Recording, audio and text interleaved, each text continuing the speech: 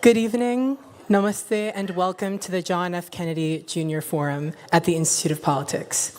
My name is Kashish Bastola. I'm a junior studying history at Harvard College, and on behalf of the Harvard Undergraduate Nepali Student Association and the Institute of Politics, I would like to welcome the delegation from Nepal. Over the past few decades, Nepal has continued towards its promise of democracy. We look forward to critically engaging with Nepal's past, present, and future in today's conversation with the Honorable Prime Minister KP Oli.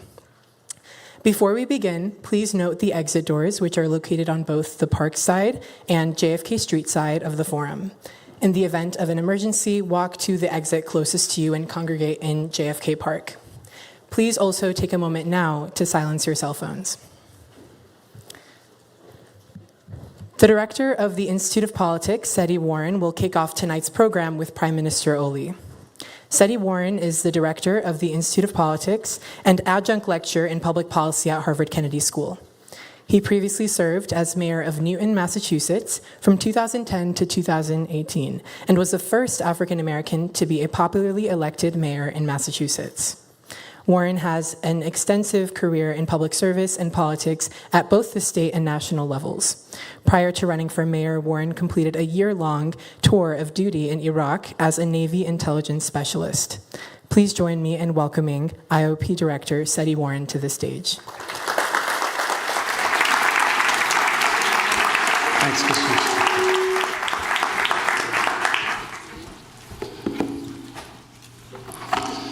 Good afternoon, and welcome to the JFK Jr. Forum. It's an honor to be here with you today as we welcome the Right Honorable KP Sharma Oli, the Prime Minister of Nepal. Prime Minister Oli has devoted his life to public service and country.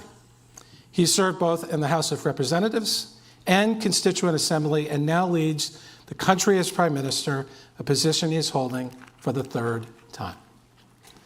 Nestled between India and China, and between the peaks and valleys of the majestic Himalayan mountains, Nepal is a rich cultural heritage nation with beauty.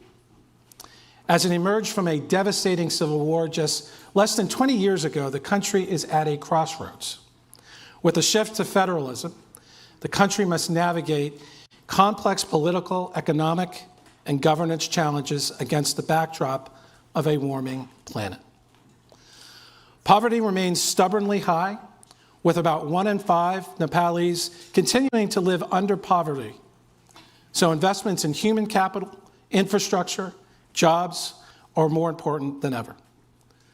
And regional dynamics continue to affect Nepal's economic security and political choices for which its path chooses for its people to live prosperous lives. Given this context, today's discussion with Prime Minister Oli comes at a critical time. He joins us on the heels of the United Nations General Assembly meetings in New York. We look forward to hearing about the nature of his discussions with fellow leaders from South Asia and across the globe. Finally, let me take a moment to thank our co-sponsors for their help in arranging today's discussion: the Lakshmi Mittal and Family South Asia Institute and the Harvard Center for International Development. Following remarks from the Prime Minister, today's discussion will be moderated by Professor Michael Pewitt, the Walter C. Klein Professor of Chinese History and Anthropology and the Director of the Asia Center at Harvard University, and Fatima Sumar, Executive Director of the Harvard Center for International Development, an adjunct lecturer in public policy at Harvard Kennedy School. Please hold all your questions for the Q&A that will follow our moderated discussion. Finally, I want to take a moment to remind everyone of HKS's policies regarding protests and dissent. They are designed to foster open conversation and learning, as described on our website under these policies. A speaker is entitled to communicate their message to the audience. All members of the audience are entitled to hear and see the speaker. Participants may ask questions during the Q&A period of the event, and can protest in ways that do not disrupt the event. Anyone who disrupts this event is violating Harvard's Statement on Rights and Responsibilities. If the disruption continues, you may be subject to disciplinary actions if you are a member of the Harvard community, and you may be subject to arrest whether or not you are a member of the Harvard community. We appreciate everyone's understanding and cooperation. Please join me now in welcoming Prime Minister Oli.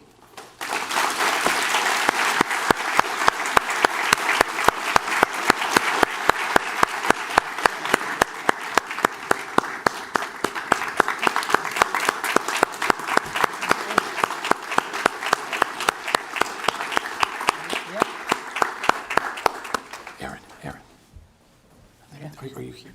Aaron. What's it? Which one's here? Yeah, that's good. That's good. Thank you.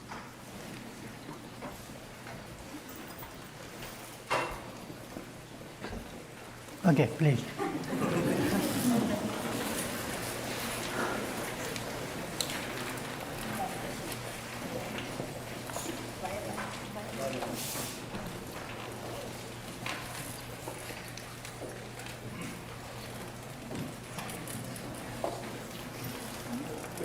Okay.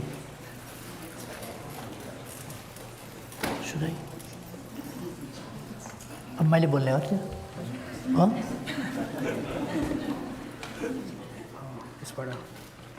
Speaker गर्दा हुन्छ मैले सोध्दै सुरु गर्ने okay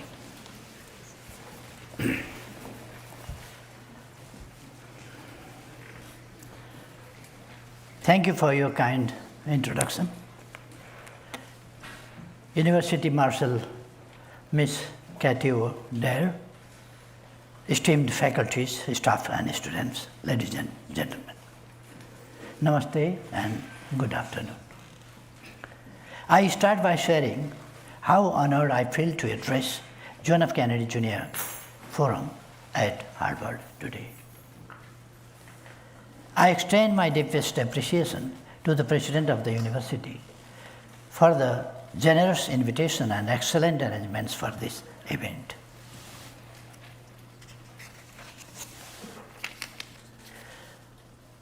I feel singularly privileged to stand in this enormous temple of knowledge and wisdom. With all modesty, I stand here to share Nepal's perspective on transitional justice and climate justice. First, let me delve into the issue of transitional justice in Nepal. Ladies and gentlemen, as you may know, our country suffered a decade-long armed violence from 1996 to 2006, which resulted in around 17,000 deaths of Nepali people. But we have since come a long way from it, which started with the signing of a comprehensive peace accord between the rebels and the government in 2006.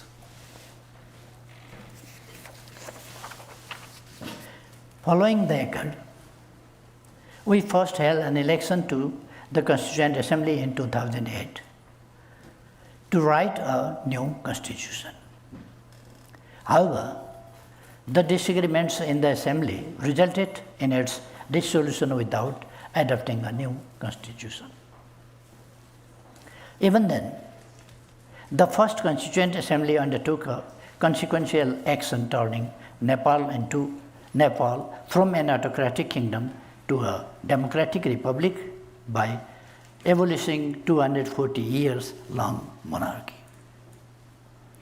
The country has also been transformed from unitary to federal state. The Second Constituent Assembly, elected in 2013, promulgated a new constitution in 2015, solidifying previous gains made in the field of restructuring and democratizing the state. The Constitution marks the culmination of our nation's struggles for democracy that started in the 1950s. The Constitution guarantees a competitive multi-party democracy system of governance, civil liberties, fundamental rights, human rights, full freedom of the press and concept of the rule of law with a view to building an inclusive and prosperous nation. In a nutshell, our Constitution comprehensively addresses the underlying drivers and catalysts of conflict through substantial social, political, and economic reforms. This is a brief scenario of Nepal's peace process and political transformation.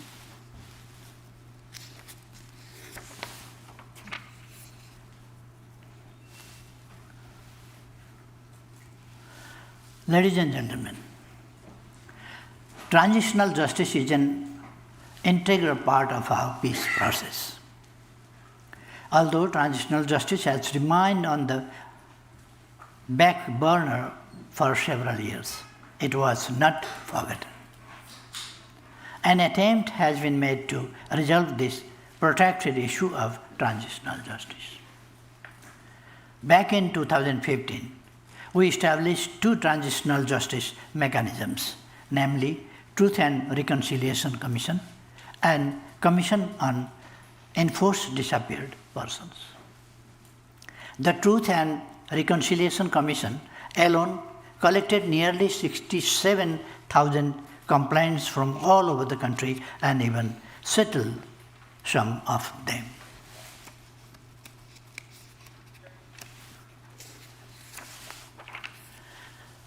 But due to the frequent changes in the government, the issue of transitional justice was delayed for some 18 years after signing of the peace accord. Now, my government has been formed in a coalition of major two parties of Nepali politics, not only to give stability, but also to better deliver to Nepali people. These two political parties have a long history of leading the people for their freedom and prosperity. In this context, I am happy to share that immediately after the formation of my government, the Transitional Justice Bill was passed by the Parliament with near consensus. This time, my government is determined to conclude the issue of transitional justice once and for all. I want to assure you that the process of transitional justice will protect victims' rights and interests, including legal remedies. It will involve seeking truth, providing reparation, and bringing perpetrators of serious crimes to justice. No blanket amnesty will be given. Ladies and gentlemen, Nepal's peace process is nationally led and nationally owned unique process. Unique in the sense that all political parties from the left and right came together and concluded the peace accord.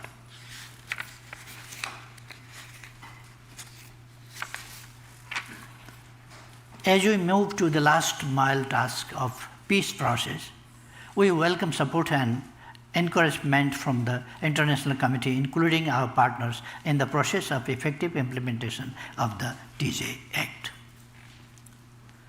We are determined to conclude TJ process to heal the wounds and scars of the conflict period and help the entire society move forward with a sense of reconciliation, peace, and harmony.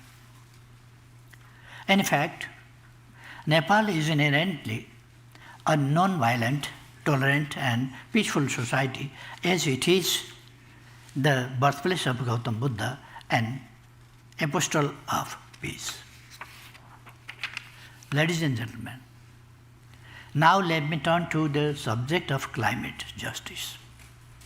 Our Mother Earth is in the Goldilocks zone in terms of Earth's distance to the Sun. As the right atmosphere had involved in the subsequent period, life came to existence on Earth The making of this process took several billion years. Long story short, today we descendants of Homo sapiens rule the surface of the planet Earth. What we know now is that the last 200 years, anthropogenic activities have been rendering irreparable damage to the natural ecosystem and atmosphere of our Mother Earth, thereby leading to the destruction of billions of years of evolution in no time. Axiomatically, it will invite the extinction of life on Earth. Now, the whole world is suffering, but the least developed countries are suffering the most as they do not have resources and technologies to manage adverse impacts of climate change. Moreover, while we have just started to make initial steps to economic development, the problem of global warming and climate change has come our way with increased incidents of disasters. It came to us from the outside world, far from our borders. The cumulative impact of hundreds of years of burning of fossil fuels have largely created these catastrophic problems. This is a gross injustice meted out by the advanced industrialized economies with their centuries of exploitation of nature and emissions of greenhouse gas that are largely responsible for the global economic harms, endangering our very existence. Against this fact, it is entirely rational to call for climate justice. And for us, climate justice is plain and simple. Those who pollute the environment have to pay proportionately. Developed countries and major economies must take up proportionate responsibility to support developing nations for climate actions through adequate resources and technology transfer.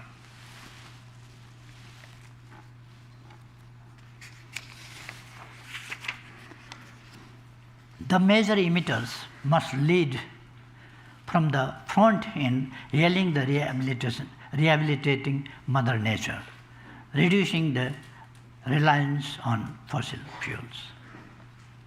The establishment of a loss and damage fund in the recent UN Climate Change Conference was a positive step in recognizing the principle of climate justice, whereby those most responsible for emissions should cover the damages.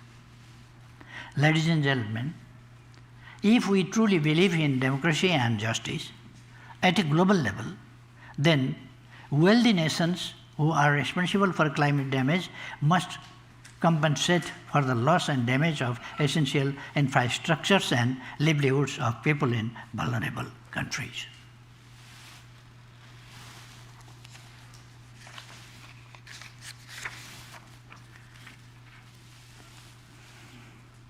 The stakes are nothing less than our collective existence. The world cannot continue with the wrong model of carbon-intensive development. We must take appropriate, proportionate action to limit global warming and climate change, preserve nature, transition to greener economies, and embrace a sustainable path forward. We are in the same boat. If we don't work together to keep it afloat, we will sink together. Ladies and gentlemen, my country, Nepal, has set an ambitious goal of reaching net zero by 2045, 5 years ahead of the global target. Despite being one of the lowest emitters of greenhouse gases, Nepal is one of the most climate vulnerable countries. We have become a barometer of climate change. Nepal was hugely been contributing to the health of our planet through its forests, mountains, and rivers. Yet, despite these efforts, we continue to bear the brunt of climate change, created largely by the actions of industrialized nations. Our mountains play a crucial role in regulating the climate and ecosystem of oceans and mountains, with their snow-fed rivers flowing down to the oceans. Nepal's Himalayas, as a natural climate stabilizer, help maintain a cooling system in a region situated the hottest zone of the planet between the Tropic of Cancer and Capricorn. But our Himalayas are losing their ice at an alarming rate, endangering the lives and livelihood of billions of people based on the river systems originated from the Himalayas. Neither the heat of the hottest region nor the ice of the cold places cause this destruction. It is humanity that has harmed nature, and in turn, nature is contributing to the climate crisis. Therefore, it is our responsibility to protect nature, and in doing so, we must preserve our mountains and forests. Ladies and gentlemen, I conclude by stating the obvious. The climate crisis is an unprecedented crisis that engulfs the entire planet. Therefore, it requires commitment, solidarity, and collective action on an unprecedented scale. Thank you for your attention. I would be happy to engage in an interactive discussion. Thank you.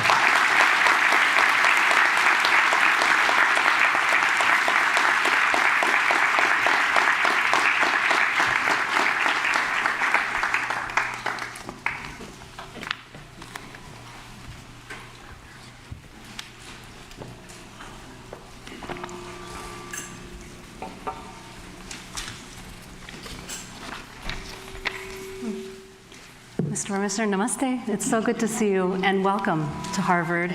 Welcome to the Kennedy School. Welcome to the Institute of Politics here at the historic JFK Forum. Michael, I'm really honored that we get to share the stage together, so thank you for this conversation. So what Michael and I thought we would do, with your permission, is we want to really focus on the two issues that you have raised on climate justice and transitional justice. And for those of you, it's an exciting time that we're having this conversation here about Nepal. Nepal really is at a crossroads, almost 20 years after the end of the Civil War and with the Comprehensive Peace Agreement. And we really want to ask you, Mr. Prime Minister, to share your vision for how the country will get there. So first, maybe I'll start with climate change, and then Michael will focus on transitional justice. To start with climate change, in particular, you were just in New York yesterday. Thank you for coming from New York to Boston. Over 100,000 people were also with you in New York. Business people, activists, government officials, to all talk about Climate Action Week. You have been a very vocal voice in your country. You laid out very well in your speech for us today how vulnerable Nepal is.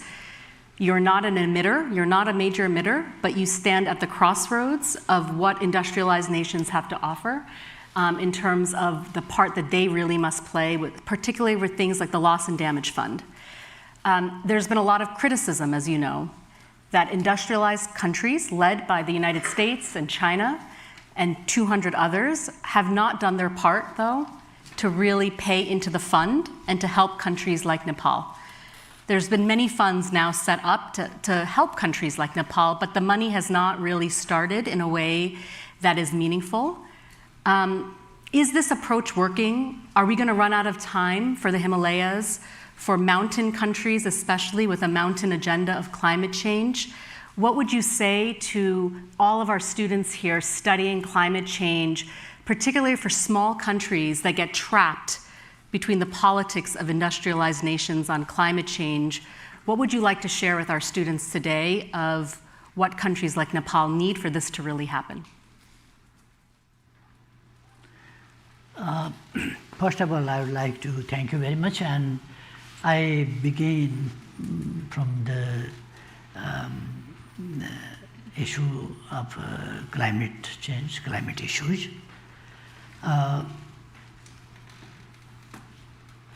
It is our legitimate demand that we are talking about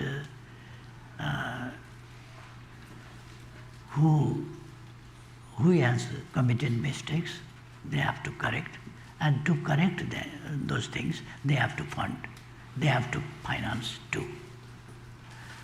It is not us, because our country's size is 148,000 square kilometers, just.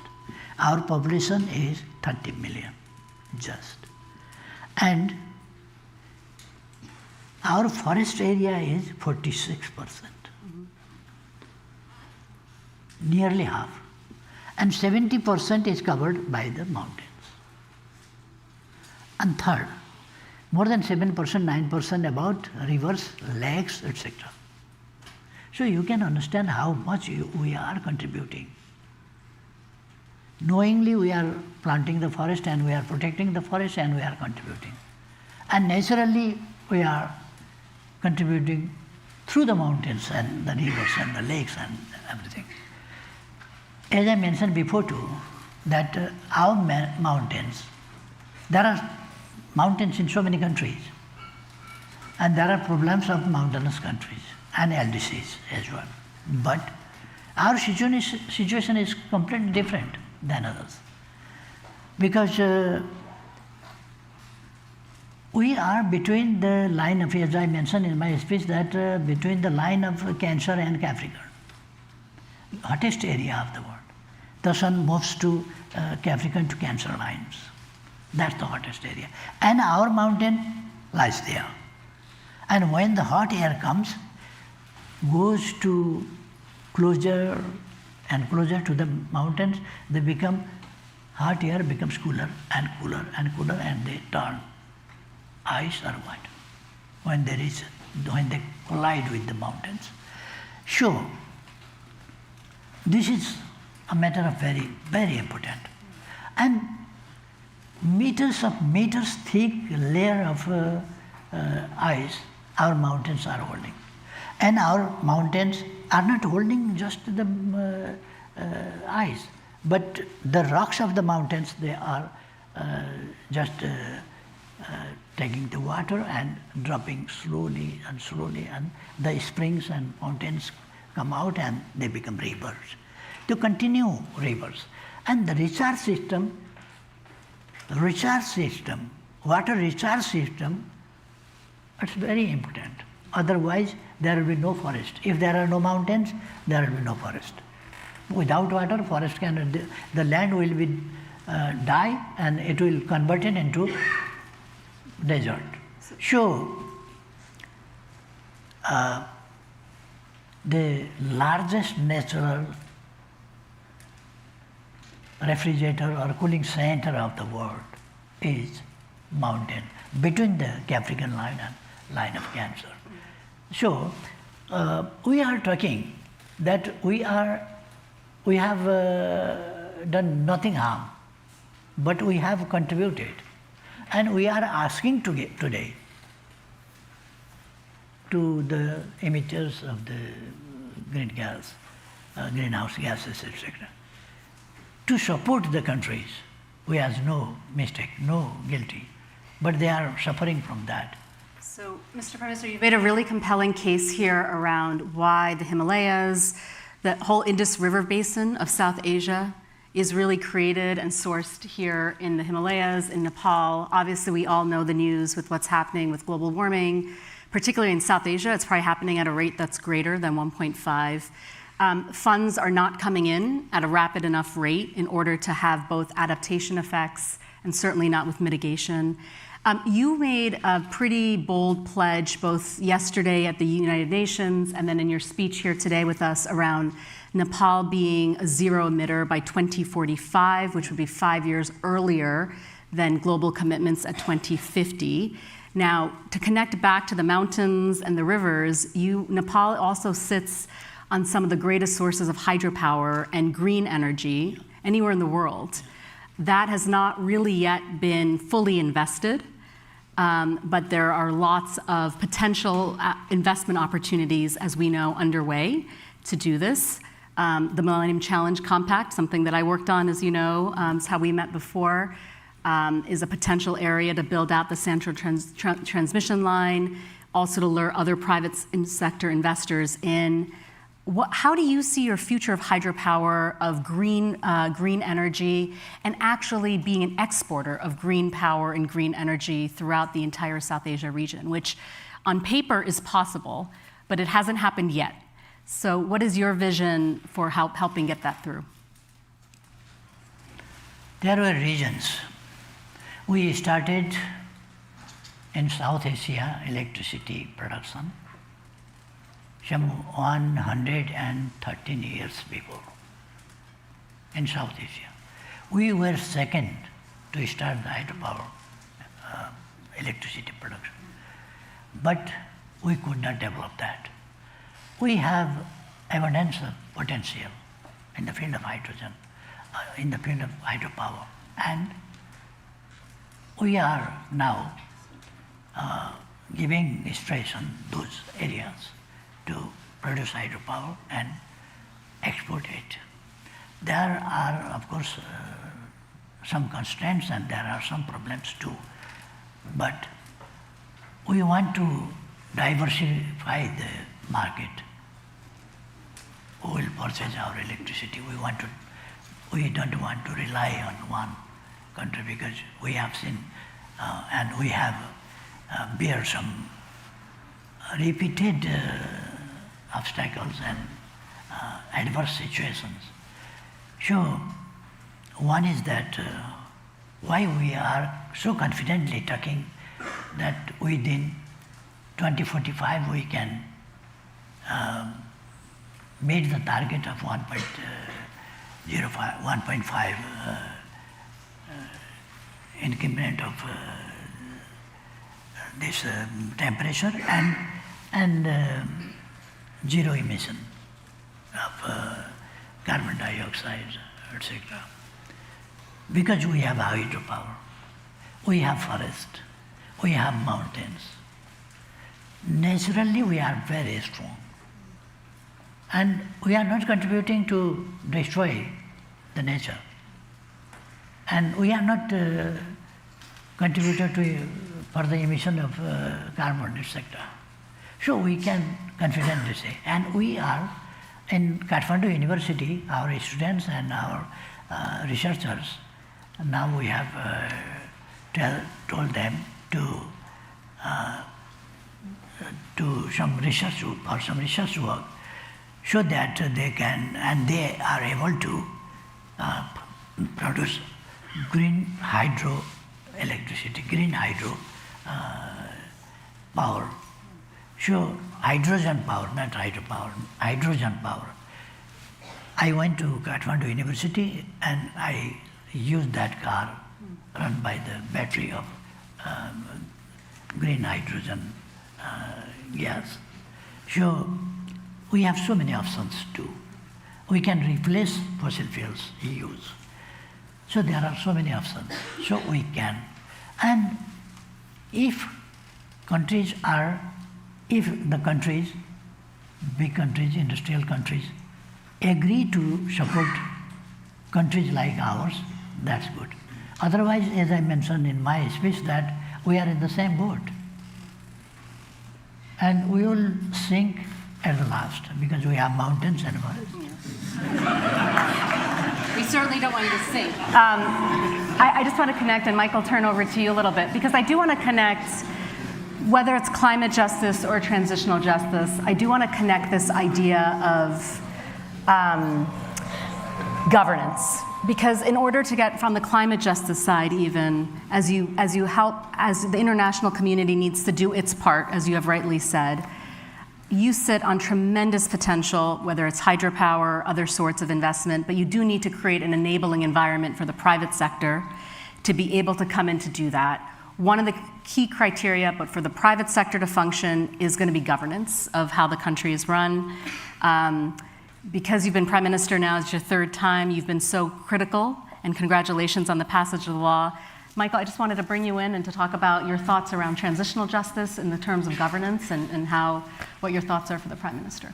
Absolutely. So let me too welcome you to Harvard. It is such an honor to be joining Fatima here with you to discuss these issues. So I would indeed love to talk to you about the issues of transitional justice that you spoke about so movingly in the speech. So just to underline the Prime Minister's points here, the Prime Minister successfully this past summer was able to create the historic bill that would move toward a transitional justice period, hoping to bring an end to this very difficult period going on since 2006 that brought the Civil War to an end, but there's been an ongoing concern for the lack of reconciliation, and the bill is an extraordinary move in that direction. So we're here at the Kennedy School. Needless to say, many of our students have looked at other countries that have had to go through comparably difficult periods of transitional justice, and some of our students may indeed be involved in future work in this arena.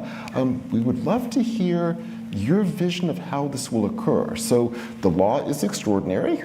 Needless to say, the implementation will be at least as difficult, and there will be roadblocks, there will be difficulties, there will be places where the reconciliation will prove to be extremely difficult. What sorts of measures are you thinking about to help move this process along if, and I fear perhaps even when, those roadblocks are encountered? In my opinion, we can get success if we honestly try or work or endeavor to achieve the goal. If we take one step, then we'll take another step and we'll get success. In this way, the question of transitional justice was looming since the last 18 years. And it was prolonged and prolonged for 18 years. But now, the formation of my government hasn't completed 3 months now. But within 1 month about, I led to complete the transitional justice bill to pass from the parliament and with consensus. That was not so easy. And now, one secret is that why we are confident that we can resolve this problem, because as I mentioned in my speech before to that, it's homegrown, homemade, and it's our own effort. If hands from this side and that side were, then there would be international politics. And it would be very complicated. And would be very, very serious issue to resolve this. But it is homegrown. And when we want, we desire, and if the leadership has that sort of confidence, then we can do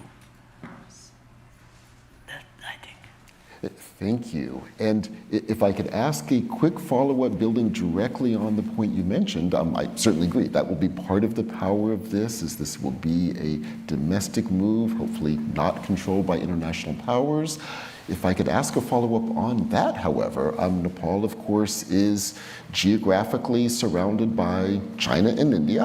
It has a very close relationship with the United States. Those three nations at times have had conflicted relationship. And I understand your desire to avoid allowing the domestic policies of Nepal to be affected by that. Do you have a vision as to how that might be possible? Perhaps even how you would be able to negotiate that sometimes difficult triangular relationship? We have two immediate neighbors. Immediate neighbors are two, and there is one another friendly neighbor. So we want support from our neighbors and friends. And initiatives, ideas, work and everything we'll do ourselves. And we need support because reparation issues are there. We have to provide the justice to the victims. They are suffering from since last 18 years continuously. They are orphans, they are wounded people, they are disabled, and so many people. So we have to address their demands and we have to just address their issues. And as there are some points in the transitional justice law also we passed, that must be victim-centric. This transitional justice is not transitional injustice. This is not for the people who suffer them, who create the situation of violence, conflict, and suffer the people for their own political interest. But the people had nothing to do with this or that side, and they were suffered. Now they have to get justice. And the question of justice is this, in my opinion. Thank you so much. Fatima, let me turn things back. As you're talking, it reminds me, for those of you that are at the Kennedy School and the MPP program studying PDD, our policy design and delivery mechanisms, when you think about what's happening in Nepal with transitional justice, it reminds me of, one of the critical tools that Parliament passed recently was this law. It was many months and years in the making. So when you have that critical milestone, you really have to start shifting quickly into how you do the implementation, as you said, but also learning from history here.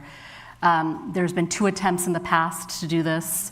There's been a lot of processing still about many victims who don't feel yet that they have received the type of justice that they need to have the closure to move the country forward. You mentioned earlier, the transition Nepal has made from a unitary state to a federal state have been very historical, but complex and challenging. There's very few countries, right, Michael, in the world that have done something at that scale of federalism. What do you say to those, both in Nepal, but also in human rights groups and civil society, who say that the law was good, it had many good provisions in it, but they don't know if they have the trust or confidence in the government to actually be able to implement it well? How can you reassure those that this time it will be different? Now the government which we have formed, coalition government, that is of the 2 political parties, Nepali Congress and UML. These political parties have a great sacrifice and struggle, long struggle, for the cause of democracy, for the cause of prosperity, for the cause of national sovereignty, independence, and national pride. So this is a different political moment. Do you think this is the moment? This is, I'm telling that these 2 political parties are the political parties who led entire change. After the reunification movement of Prithvinarayan Saha, who led in 1769, yes, 69. After that, we, Nepali Congress and UML, brought the change politically in Nepal. That was in 1951. Rana oligarchy was toppled down and democracy was restored. That was. And again, king seized the power. Again, these 2 political parties led the struggle for 30 years and bring back the democracy. And again, there was violence. These two political parties took initiative to settle the violence, to bring the rebellions to the table of dialogue. Talks. And we are the political parties who led the situation from yesterday, 30 years before. Where was Nepal? You have been in Nepal, not once, many times. You have seen the changes, the differences. It's one of my favorite countries. Yeah. And you have seen the roads, connectivity and other connectivities, etc., what we developed, and in the field of communication, in the field of other areas, education, health, etc. Before there were, the longevity of the people was 42 years about. Then now it's 72 years. I am living my age, not about. So, who doesn't believe these political parties and the government jointly formed by these two political parties seriously considering the situation of the country, the seriousness of the situation, and to relieve the country from the problems, and to resolve the problem of transitional justice, etc., and ending the situation of instability and etc. So, everybody, people believe on these two political parties. There is no other. But perhaps you open sometime mobile phone and go to the social media, etc. And that gives a different type of impression that, there is. You must have seen that I am moving here, working here, I am organizing, I am participating different programs here without any disturbances and anything. But in media, particularly in social media, I was thrown by shoes, etc. And I was beaten, I was attacked, like this, propagandas were there. Was there any 0.000001% truth? No at all. So these things are on surface, but there is stability. There are responsible and reliable political parties in Nepal to lead the nation towards peace, prosperity, development, and our slogan is prosperous Nepal, happy Nepali. This is not slogan exactly, this is the aspiration of Nepali people. Well, Mr. Prime Minister, we hope that this is the political moment for your country. We would love to now open the floor up to our students so that they can ask you questions. We have microphones placed over here and over here, if you could just line up.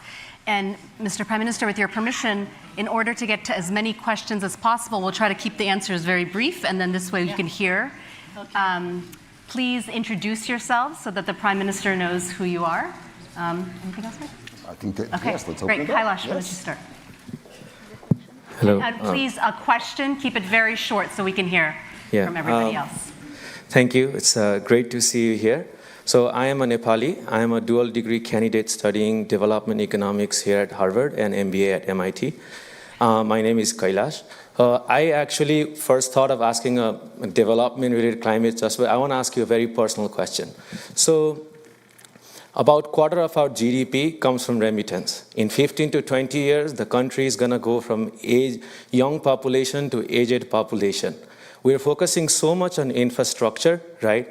But what is the point of all that infrastructure, all that money, if all the Nepalis would have left the country and the country is just aged people? So what are 2 to 3 industries you're focusing on? Or what is your exact focus? Election is coming in a few years. What is your exact focus to make sure Nepalis feel they want to stay in Nepal for that Nepal you're building? Thank you.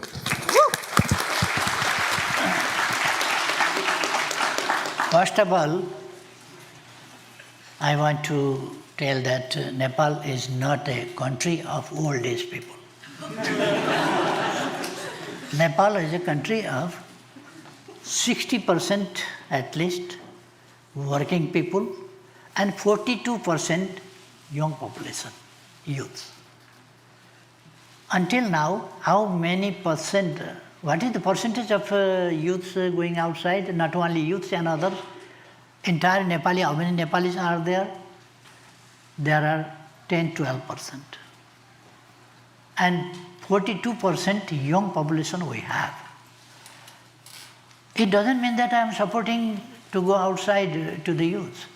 We are trying to contain our youth inside country and trying to make them happy, provide them job opportunity, inspiring them for entrepreneurship and new entrepreneurship and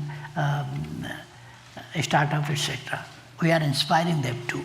And we are providing support from the government too, doing so many things.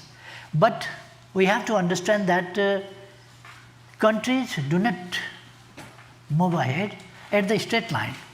And at the same line where one country moved, another country also moves at the same line. That is not the case. And for some time, our people, most of our people who are going outside for 3 years with work permission, and after 3 years they are coming back. And media says that 4,000 people per day are going out, and 4,000 people per day coming in, they don't talk about. That's the problem. Not only going out, because all the countries, no country permits for always for work. They permit for 3 years, 2 years, 4 years, not for always. So, they come back. They have to come back, and they are coming back as well. So, there are some sentimental statements and opinions, etc. It's not positive, and our economy should not be rely on remittances. Our economy should be rely on our own production. We are emphasizing on those production areas so that we can be self-reliant and we can bring our trade and balance, and we can export our production and make the country rich. So, I want to request you to be clear about these things, that this is temporary phenomenon. They should not continue for always. And we are in the government. When I was Prime Minister at that time, in 1 year, 18% of the people who were going outside was dropped. 18% was dropped. Now, again, we are driving another campaign to hold our young generation, young people inside. And for education, you came here, what's the deficit? What's loss? You came here, you studied, and you go back to the country to provide well-educated service, skilled one. Thank you.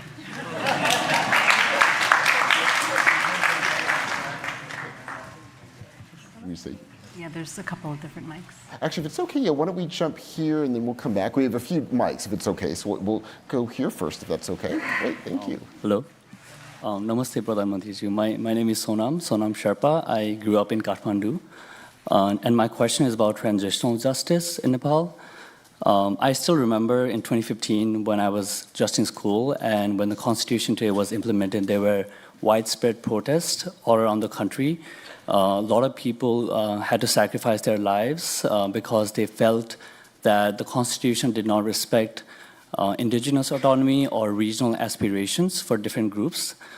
Now that we're trying to amend the Constitution, make it more acceptable for a wider section of the population, I'm curious why you think so many people sacrifice their lives for the Constitution that we laud so much today, and if publishing the Lal Commission, Lal Ayog report, which investigated the unjust use of police force during this protest, whether publishing that report is a step towards transitional justice or a more peaceful country in the future. Thank you. promulgation of the constitution of new constitution, the constitution of 2015, was the essence of the achievements of our struggles, our sacrifices. Of course, there may be some lackings, weaknesses, shortcomings in the process of constitution making and in the provisions of constitution also. Because we had to compromise with so many groups. The country was like a hot pot at that time. And everybody, whether understands or not, but was expert on the issue of constitution. And says, this point must be included in the constitution. And no one can convince him or her. That was the situation. In such a situation, we had to compromise to promulgate the constitution. And now, when we are talking about the amendment of the constitution, that is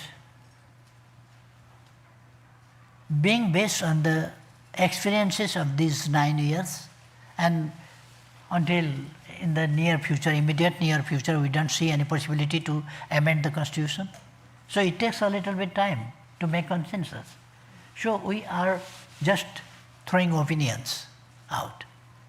And we are discussing. We have opened the discussions among the people. We are talking among the political parties. And for the political interest to distort the aims of the issue what we raised about amendment of constitution, that is another thing, different thing. But amendment of constitution is a must. And constitution is an amendable document. It is living document. According to the benefit of the necessity of the nation, necessity of the people, demands of the people, and necessity of the time, we have to amend the constitution and amend the laws as well. So it is not for regression, it is for progress. Because as I mentioned before that, we two political parties, Nepali Congress and UML, are in the government. We have formed the government, coalition government, who brought Nepal from the dark era of Rana oligarchy to this democratic republic, and how we can go back. So the question of amendment of the constitution is not for going back or pulling back the country towards those old days, and not the people. And I think people will not tolerate all these things if we want to, if somebody wants to push the back the country. So the amendment of the constitution issue is for the progress, prosperity, development, peace, and harmony for that. And I want to tell one thing, that 2 times our constitution is amended. When I was Prime Minister the first time also, I amended, I led the amendment. And second time also, I led the amendment of the constitution. And it was about unanimous. So there will be no problem, because we will discuss thoroughly, openly, with all sides, all political parties, and all sectors and segments of society, women rights, etc., different groups. So there will be no problem. Yeah. Nepal certainly has, I mean, to your point, Mr. Prime Minister, every time I visited there, anyone you talk to has a point of view around transitional justice and the Constitution. It is not it is an issue that is the heart of daily life, actually, for most people in Nepal, given the history that you talked about and given so much heartbreak over the years. So I do hope that this is a moment that the country can move forward. In the interest of time, maybe what we'll do is, would love to hear over here quickly over here, and then we'll go over here. I know typically we're only supposed to do one at a time, but maybe is it okay, Erin? We'll get two in this time just so we can quickly sneak it in before we have to close. Hello, yeah. Namaste, sir. It's an honor to have you here. I asked this question from a personal space as an international student in the USA since past 3 years. I'm a graduate of master's degree from Kathmandu University, and currently I'm pursuing my master's degree in Harvard Graduate School of Education. My question to you is that why does Nepal passively accept the narration and tax that has been given to us by international organizations and others? And why do we never show concern in tags like third world country or poor country when we are much more than that? Or even showing concerns to neighboring countries' biggest Bollywood cinema, which has started to show us as the place for crime? Why do we never challenge these narrations, especially when we know that narrations like this has been shaping the perception around Nepalese and Nepal around the world? And I think a lot of students like me here can relate that ever since I've stepped into this country, we have been grappling against those stereotypes. So my question to you is, as a leader who has been leading this country and caring for its citizen, what would you do to step up and challenge this narration so that we Nepal and we Nepalese can truly stand and be known for the values that we truly hold and who we are authentically?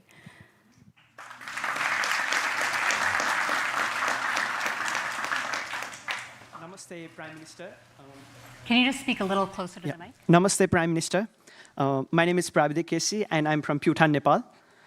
I have thousands of questions for you, but I want to limit to one for now.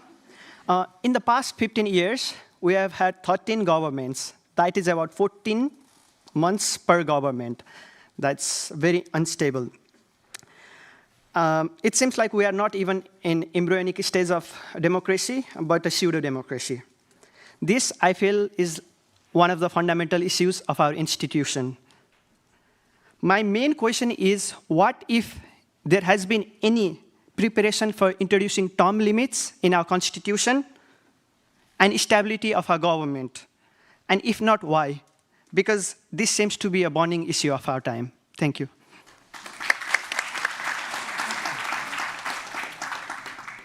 Yeah?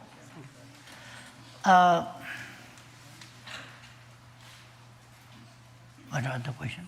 So the student over here was asking about stereotypes of Nepal that are in global media, Bollywood industry, here in the United States, and looking at also why Nepal does not push back on the narrative of donor aid, being a donor recipient, if I characterize that well, but how do you change, especially for the youth, you talked about your large youth population, how do you really give hope to the youth that they can see themselves as Nepalese, whether they're living in Nepal or globally differently?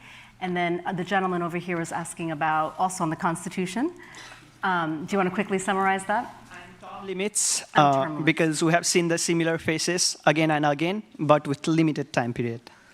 In America? No, term limits for, yeah, well, that's going to be a separate forum conversation, I think. Yeah? Maybe our IOP colleagues can bring you back to debate some of our American politicians.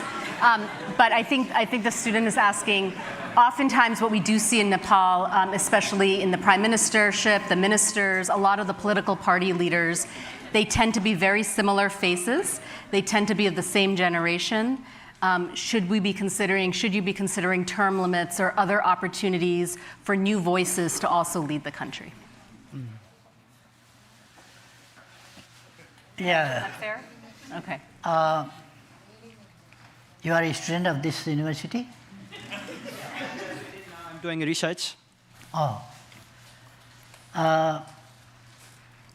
First, if some youth come here to join this university as a student, shouldn't apply for dean, president, or rector, or professor of the university.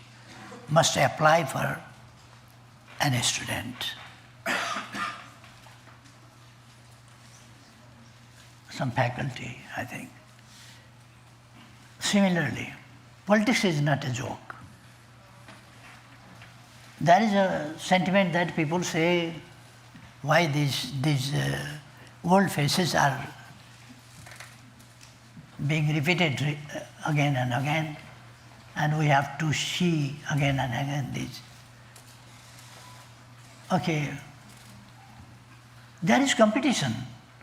This is democratic system. In marathon, you cannot say me that old guy, stop here. I want golden cup, so you cannot run with me. If you run, then I cannot win. That's not justice. You have to run with me, and if you go ahead, you can get.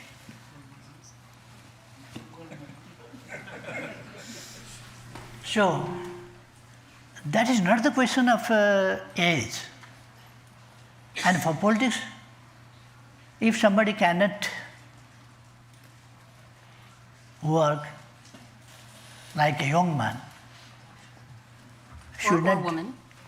like a young man, Yeah. young man, and or woman shouldn't just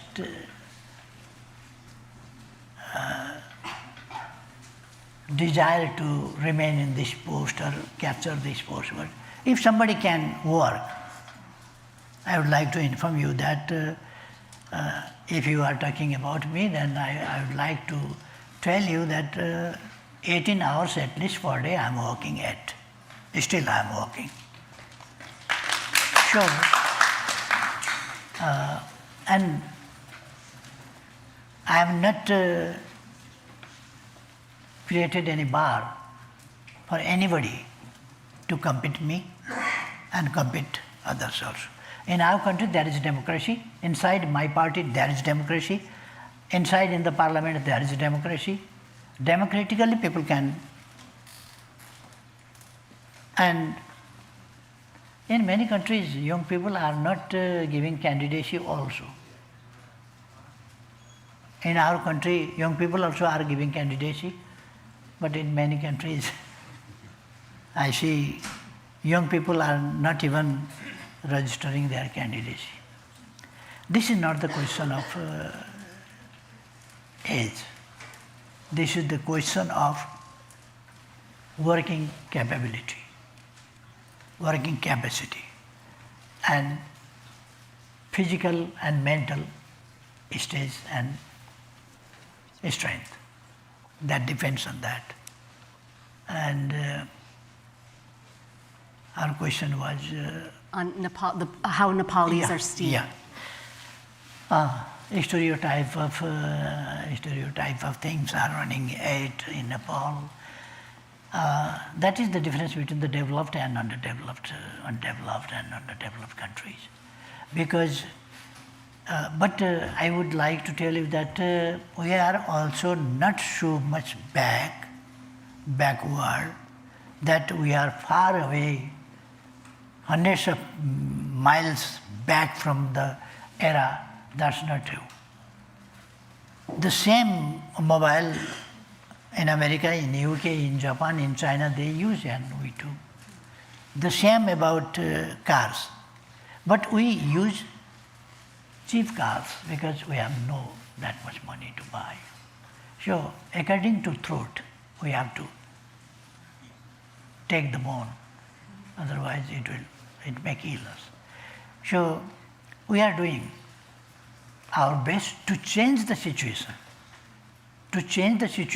to drive into a new stage, economically, politically, and we don't want to bring any instability. There must be match between stability and progress. In politics, in economy, and other areas as well, in society. So, this is my opinion, I think. Well, I know we have so many more questions, and I wish we had another hour to do this, but I know we are short on time with the Prime Minister. So I just wanted to say as we're wrapping up, and Michael, please Any closing thoughts on your end as well? I just wanted to tell you, Mr. Prime Minister, I think Michael and I would both share with you the Nepali Americans, the Nepali students we have seen here at Harvard, Greater Boston, represent such an opportunity for the country. For all of you that are studying Nepal, either because you're from there or you're passionate about the country, it's one of the world's youngest democracies. With that comes a lot of opportunity for hope, optimism, and really thinking through all the tools that you're learning here, whichever school or discipline that you're studying. How do you help connect and lay sound public policies for helping support the path forward as you have laid out today? I think all of us that share a love for Nepal want nothing but the best for your country, for your people. I take a lot of my hope and optimism from the students, many of you here today, but all of your peers as well, all around the world, and of course back home in Nepal. They are the future of the country, and I think there's so much you can do to help Nepal leapfrog as you think through that next generation. So on my personal behalf, but also from the Kennedy School, Michael and all our colleagues, thank you for taking the time. You're so generous that you came up from New York. I know you haven't slept as you've made this journey. But thank you for sharing with us your own vision, but also listening to some of the students' points of view, which is so important as we think through what it means to be part of a democracy and what accountability looks like. So thank you for modeling that with us today. And thank you. I would like to thank the university and energetic students who asked so many questions from different angles. I would like to thank them. And I would like to thank the Nepali students who are studying here, and they will get knowledge. They will earn knowledge from here, and they will back, I believe, in own their country, and they will serve. Also, I would like to wish all the best to all the students of this university, and as well as the professors and management. Everybody, I would like to thank you very much. Thank you.